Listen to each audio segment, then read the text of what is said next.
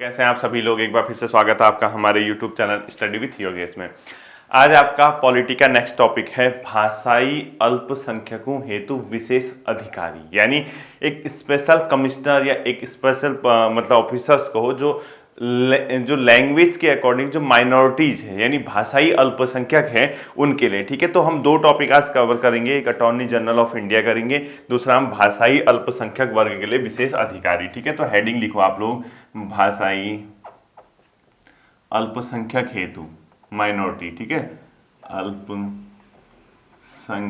हेतु विशेष अधिकारी, हेतु विशेष अधिकारी। ठीक है, वर्ग के लिए भाषाई अल्पसंख्यक वर्ग हेतु विशेष अधिकारी करो, अल्पसंख्यक वर्ग हेतु विशेष अधिकारी। ठीक है, देखिए बच्चों, देश में अलग अलग तरीके के लोग होते हैं। ठीक है, कोई मेजोरिटी में होता है चाहे कोई माइनॉरिटी में होता है। यानी भाषाई अल्पसंख्यक मतलब आप इंडिया देखोगे बेसिकली यहाँ पे कौन सी ऐसे मतलब भाषा है जो मेजोरिटी में, चाहे हिंदी भाषाएं हो ये वो, तो जो मेजोरिटी में है उनके कंपैरिजन में कुछ ऐसी भाषा के लोग यहाँ रहते हैं, ऐसी बोली के लोग यहाँ रहते हैं जो माइनॉरिटीज में होते हैं या जो उनके कंपैरिजन में जिनकी संख्या कम होती है, तो उनकी भाषा, उनके सम्मान, उनके जो सामाजिक अपने आप प्रतिष्ठा है उस चीज़ के लिए, उस चीज़ को उनका हक दिलाने के लिए या सरकार की जो भी योजनाएं हैं उन तक पहुंचाने के लिए भी प्रावधान संविधान करता है। ठीक है, तो वो स्पेशली ये जो काम करेगा, ये जो अधिकारी होगा, जो लैंग्वेज के अकॉर्डिंग माइनॉरिटीज होंगे यानी अल्पसंख्यक होंगे, ठीक है, दूसरों के कंपैरिजन में, उनके लिए ये वर्क करता है। देखिए, मूल संविधान में इसका कहीं भी वर्णन नहीं था, इस पद का मूल संविधान में वर्णन नहीं था। यानी मूल संविधान का मतलब जब हमने कॉन्स्टिट्यूशन बनाया था उस समय में इस पद का वर्णन ही नहीं था, यानी इसके बारे में कोई प्रावधान नहीं किया गया था। ध्यान रखना, अगर कभी क्वेश्चन स्टेटमेंट के रूप में आते हैं और इसमें एक स्टेटमेंट ये होता है कि भाषाई अल्पसंख्यकों हेतु विशेष अधिकारी का प्रावधान मूल संविधान में किया गया था, तो गलत हो जाएगा।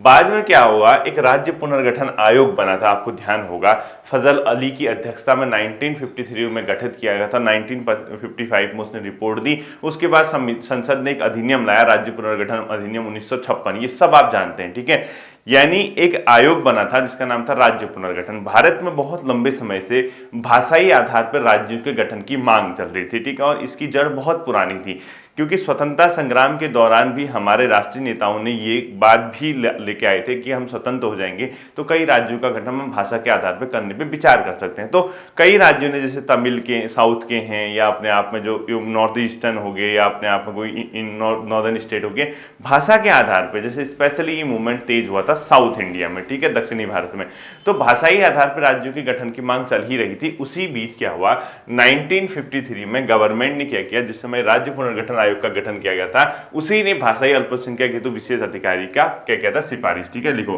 राज्य पुनर्गठन आयोग द्वारा, राज्य पुनर्गठन आयोग द्वारा इस संबंध में सिफारिश की गई थी। इस संबंध में सिफारिश, इस संबंध मतलब जो ये भाषाई अल्पसंख्यक हेतु एक अपने आप में क्या आ रहा है, 1953 से 55 तक इसने अपना काम किया। यानी इस विशेष अधिकारी के संबंध में अगर किसी ने सिफारिश की तो किसने किया था, राज्य पुनर्गठन आयोग ने किया था। ठीक है, जैसे ही इसने किया तो इसकी सिफारिश के बाद संविधान में 7वां संविधान संशोधन अधिनियम लाया गया, 7th constitutional amendment. 7th constitutional amendment 1956 के द्वारा, ये सब बाद में जोड़े गए थे बच्चों। ठीक है, 17 कॉन्स्टिट्यूशनल अमेंडमेंट 96 के द्वारा एक पहले से एक भाग था संविधान में, यानी जो भाग है उसका नाम है भाग 17। ठीक है, यानी XVII लिख लो। इस भाग में यानी भाग 17 में एक नया अनुच्छेद जोड़ा गया, एक नया अनुच्छेद जोड़ा गया जिसमें इस हेतु क्या किया गया, प्रावधान किया गया, और इस अनुच्छेद का नाम था बच्चों आर्टिकल 351 का ख। ठीक है, जैसे क है, क के बाद ख, यानी इसमें 350 का ख, जो 350 आर्टिकल है उसका ख इसमें जोड़ा गया, और ये 350 के ख में किस चीज का प्रावधान किया गया, अपने आप में भाषाई अल्पसंख्यक हेतु एक विशेष अधिकारी का प्रावधान किया गया। ठीक है, तो ये ध्यान रखना कि इस अनुच्छेद में है और क्या है, इसको आपको पता चल जाएगा। अब देखो बच्चों, इसकी नियुक्ति कौन करता है, ध्यान रखना, इसमें ज्यादा नहीं पढ़ना है हमको। ठीक है, नियुक्ति करता है इसका राष्ट्रपति। नियुक्ति कौन करेगा, इसका राष्ट्रपति इसकी क्या करता है, नियुक्ति करता है, इसको ध्यान रखना आप लोग। इसके अलावा बच्चों ये अपना प्रतिवेदन किसको देगा, अपनी रिपोर्ट, जो भी भाषाई अल्पसंख्यक वर्गों के हितों के लिए काम करेगा ये अपना प्रतिवेदन देगा राष्ट्रपति को, ठीक है, वही सेम है, इसमें कुछ टेंशन लेने की जरूरत है ही नहीं, राष्ट्रपति को देगा। ब्रैकेट में लिखो राष्ट्रपति दोनों सदनों में रखवाएगा, राष्ट्रपति दोनों सदनों में रखवाएगा, दोनों सदन में इसकी रिपोर्ट रखेगा, ठीक है, सदन में रखवाएगा, संसद में रखवाएगा, जो भी लिखोगे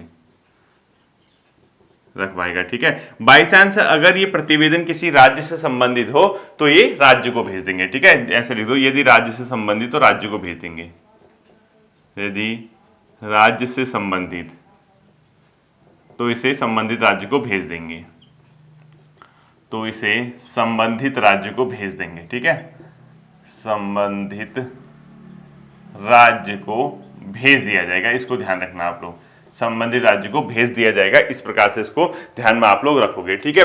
अब देखना बच्चों, हमेशा याद रखना संविधान में इस भाषाई अल्पसंख्यक वर्ग का जो विशेष अधिकारी है, इसकी योग्यता, इसकी सेवा शर्त, इसका कार्यकाल और वेतन भत्ते का उल्लेख नहीं किया गया, तो नोट करके लिखना आपको, क्योंकि ये क्वेश्चन आएगा तो ना, ये वन लाइनर के रूप में नहीं आते इस टाइप के क्वेश्चन, इस टाइप के क्वेश्चन ये जो 4 स्टेटमेंट आते हैं ना, कौन सा गलत है कौन सा सही है, वहां ऐसे क्वेश्चन देखने को मिलते हैं, तो इसको एक पॉइंट नोट करके लिखो आप लोग, संविधान में नोट करके लिखना है, ठीक है, संविधान में भाषाई अल्पसंख्यक हेतु विशेष अधिकारी, यानी भाषाई अल्पसंख्यक हेतु विशेष अधिकारी, यानी special officer for minority, linguistic minority या लैंग्वेज के संबंध में माइनॉरिटी जो है, उसके वेतन भत्ते कार्यकाल इसके संबंध में उल्लेख नहीं किया गया, तो लिखो संविधान में भाषाई अल्पसंख्यक वर्ग के विशेष अधिकारी की योग्यता, सेवा शर्त, कार्यकाल और वेतन भत्ते का उल्लेख नहीं है, ठीक है, संविधान में ये पूरा लिखना, भाषाई अल्पसंख्यक वर्ग के विशेष अधिकारी हेतु योग्यता, कार्यकाल, वेतन भत्ते, ठीक है, योग्यता, कार्यकाल, वेतन भत्ते, और इसके अलावा जो अपने आप में सेवा शर्त होता है उसका उल्लेख नहीं है, ठीक है, सेवा शर्त का उल्लेख नहीं है, संविधान में उल्लेख नहीं है, यानी कॉन्स्टिट्यूशन नहीं बताता इसके बारे में कि इसकी योग्यता क्या होगी, इसका कार्यकाल कितने साल होगा, इसकी सैलरी क्या होगी, इसकी सर्विस की रिक्वायरमेंट क्या होगी, कुछ नहीं बताता है। अब देखना बच्चों, बेसिकली इसमें जो आए ये सब राष्ट्रपति द्वारा निर्धारित किए जाते हैं, ठीक है। अब देखना है इसके लिए क्या किया गया, भाषाई अल्पसंख्यक के लिए आयुक्त का प्रावधान है, ठीक है, लिखो भाषाई अल्पसंख्यक हेतु आयुक्त, भाषाई अल्पसंख्यक हेतु आयुक्त, आयुक्त का मतलब होता है बच्चों क्या, कमिश्नर, इनके लिए क्या है, आयुक्त है, और ये आयुक्त है 1957 में इसके ऑफिस को खोला गया, तो नीचे लिखो 1957 में इसके कार्यालय की स्थापना की गई और इसका मुख्यालय जो है इलाहाबाद में है, ठीक है, लिखो 1957 में आयुक्त के कार्यालय की स्थापना, यानी इसका ऑफिस बन गया, ठीक है, 1957 में इसके कार्यालय की स्थापना, इसके कार्यालय की स्थापना की गई, और इसका जो मुख्यालय है बच्चों, जो हेडक्वार्टर है इसका इलाहाबाद में है, मुख्यालय कहाँ है, इलाहाबाद में इसका मुख्यालय, किसका, 1957 में इसके कार्यालय की स्थापना, और मुख्यालय इसका कहाँ है, इलाहाबाद में, बाकी इसके जो छोटे छोटे मुख्यालय हैं और भी हैं, ठीक है। अब देखो बच्चों ये किसके अंदर काम करता है, अगर कभी क्वेश्चन आता है किसके अधीन काम करता है, तो लिखो ये जो अपने आप एक मिनिस्ट्री है बच्चों, अल्पसंख्यक मामलों का मंत्रालय है, मिनिस्ट्री ऑफ माइनॉरिटीज, ठीक है, तो अल्पसंख्यक मामलों के मंत्रालय के अधीन काम करता है, लिखो ये अल्पसंख्यक मामलों के मंत्रालय, यानी मिनिस्ट्री ऑफ माइनॉरिटीज के अधीन काम करता है, मंत्रालय के अधीन इसका काम है। अब इसको ध्यान में रखना। अब देखना बच्चों, अगर इसके कार्य वगैरह हैं, ये पेपर में अगर आपका आता है तो आप इजीली इसको टिक कर लोगे।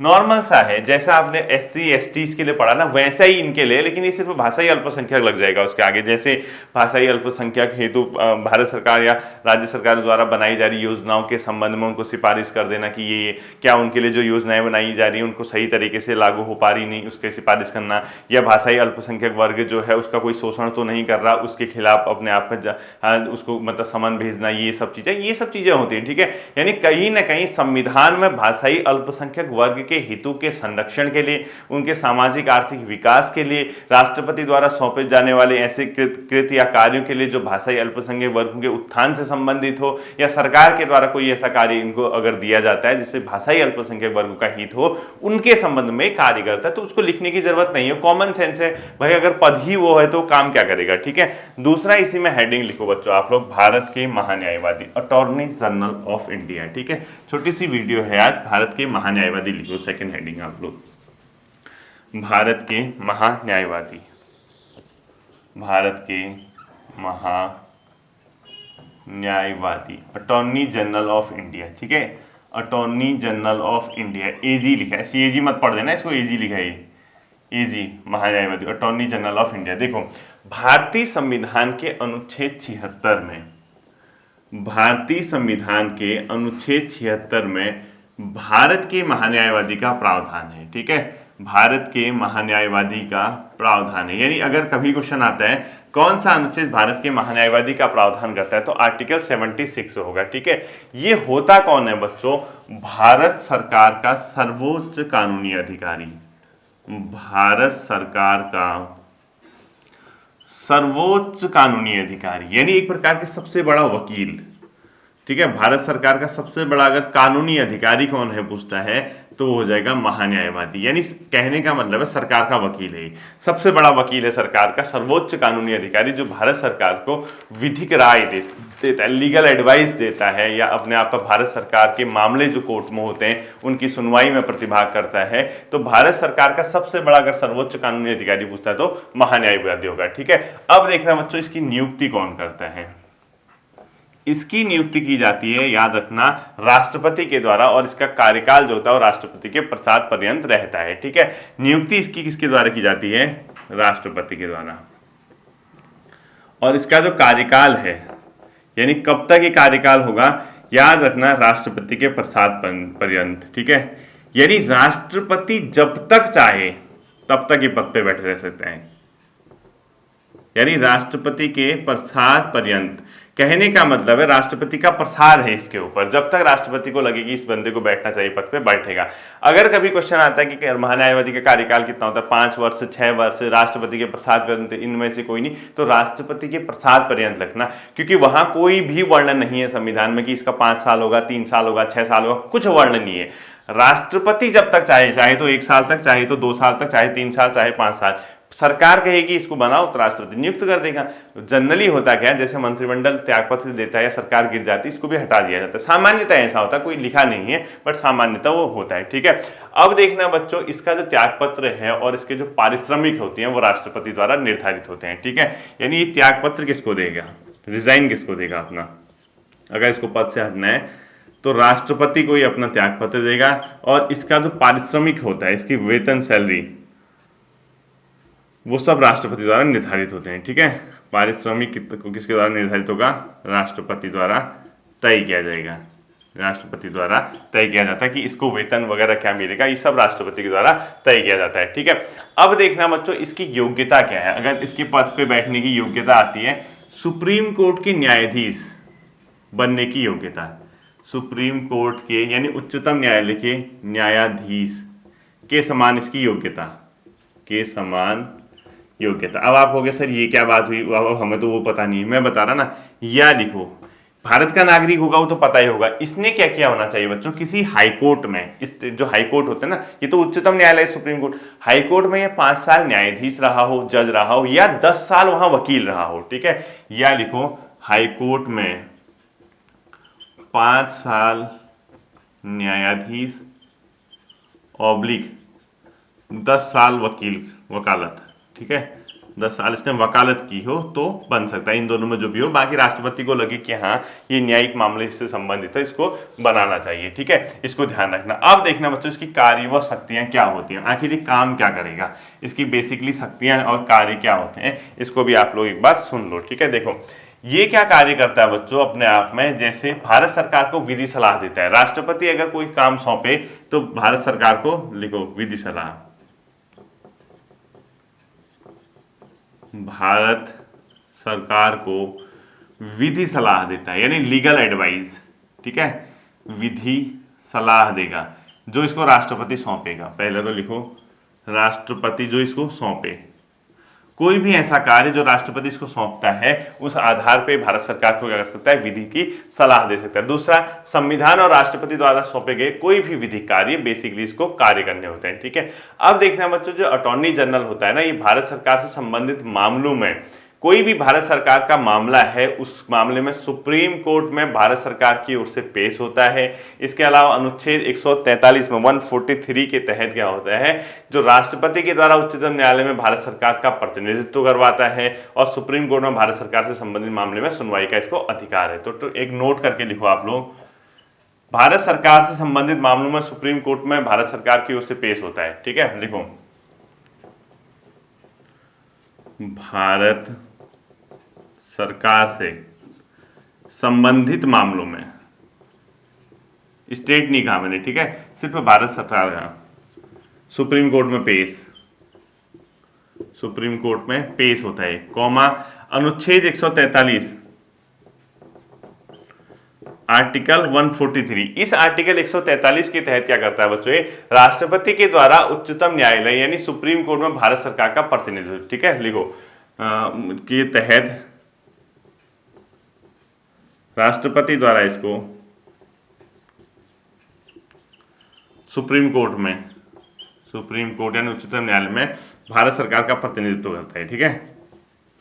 राष्ट्रपति खुद नहीं जाएगा, ये जाएगा, सरकार का प्रतिनिधित्व करता है, यानी भारत सरकार को जो प्रतिनिधित्व किया जाता है वो इन्हीं के द्वारा किया जाता है, ठीक है। और अंत लिखो इसमें, सुप्रीम कोर्ट में भारत सरकार से संबंधित मामलों की सुनवाई का अधिकार है, मामले में सुप्रीम कोर्ट में पेश, कॉमा सुनवाई का अधिकार लिख दो, कॉमा यहीं पे लिख दो सुनवाई का अधिकार, यानी भारत सरकार के मामले को सुनवाई का अधिकार इसी बंदे को है, ठीक है, किसको, अटॉर्नी जनरल ऑफ इंडिया को। सबसे बड़ा कानूनी अधिकारी है तो यही काम इसका रहता है, ठीक है। अब देखना ये क्या करता है बच्चों, किसी भी न्यायालय में सुनवाई का अधिकार, इसको एक बहुत इंपॉर्टेंट क्वेश्चन है जो हमेशा पेपर में आता है, इनमें से किसे भारत क्षेत्र के अंदर किसी भी न्यायालय में सुनवाई का अधिकार है, उसका आंसर होता है महान्यायवादी, चाहे सुप्रीम कोर्ट हो, हाई कोर्ट हो, कुछ भी हो, ठीक है। तो नोट करके लिखो, भारत क्षेत्र में किसी भी न्यायालय में सुनवाई का अधिकार है, इसे किसी भी न्यायालय में सुनवाई का अधिकार, सुनवाई का अधिकार है, इसको ध्यान रखना, ठीक है। किसी भी न्यायालय में, भारत क्षेत्र में किसी भी न्यायालय में इसको सुनवाई का अधिकार रहता है, पहली चीज को ध्यान रखना। दूसरा बच्चों एक और पॉइंट याद रखना आपको, ये क्या करता है, संसद के दोनों सदनों में या संसद के संयुक्त अधिवेशन में बोलने का, इसके अलावा भाग लेने का अधिकार है, लेकिन इसको मत देने का, वोटिंग का अधिकार नहीं है, ठीक है। लिखो संसद के दोनों सदनों में, in both house of parliament oblique संसद के संयुक्त अधिवेशन, जब लोकसभा और राज्यसभा साथ बैठते हैं, ठीक है, संयुक्त अधिवेशन में भाग लेने, प्रतिभाग करता है, ठीक है, भाग लेने, कॉमा क्या लिखोगे, भाग लेने के बाद लिखो मतलब बोलने का अधिकार, बोलने का अधिकार है इसको, ठीक है, लेकिन वोट नहीं देगा, ब्रैकेट में लिखो मताधिकार नहीं, वोट देने का अधिकार नहीं वहां पे, हाँ मताधिकार। जैसे अब ऐसा मत सोचना कि लोकसभा और राज्यसभा के चुनाव होंगे तो उसमें वोट नहीं देगा, ऐसा नहीं कह रहा हूं मैं। मताधिकार का मतलब संसद में जब भाग लेगा तो वहां वोटिंग होती है, किसी पक्ष में विपक्ष में, तो वहां वोट नहीं करेगा, बाकी इसको ये राइट है, ठीक है। भत्ते और विशेषाधिकार भी इसको संसद सदस्य की तरह मिलते हैं। तो नोट करके एक और पॉइंट लिखो इसमें, इसे निजी विधिक कार्यवाही से नहीं रोका जा सकता, मोस्ट इंपोर्टेंट पॉइंट है। ये प्राइवेट प्रैक्टिस कर सकता है क्योंकि कोई सरकारी कर्मचारी की श्रेणी में नहीं आता है। इसे निजी यानी प्राइवेट विधिक कार्य करने से नहीं रोका जा सकता, कार्य करने से नहीं रोका जा सकता,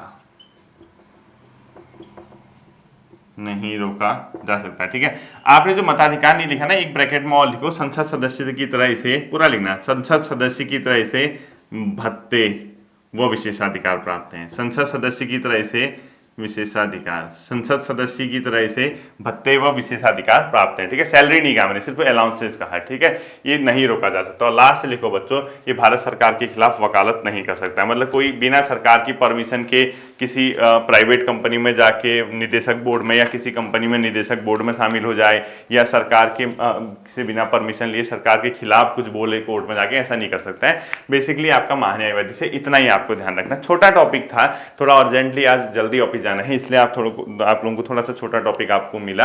आप इसको एक बार रिवीजन कर लेना। ठीक है, दोनों टॉपिक को रिवीजन कर लेना, बहुत लेंथी टॉपिक नहीं, इजी गोइंग है। ठीक है, बहुत इजीली आप इस टॉपिक को समझ जाएंगे। उम्मीद करता हूं ये चीजें आपके समझ आई होंगी। एक बार इसको ढंग से आप रिवीजन कर लोगे तो आपका ये काम बन जाएगा। ठीक है, फिर मिलते हैं अगले सेशन पे, अपना ध्यान रखिएगा। Thank you.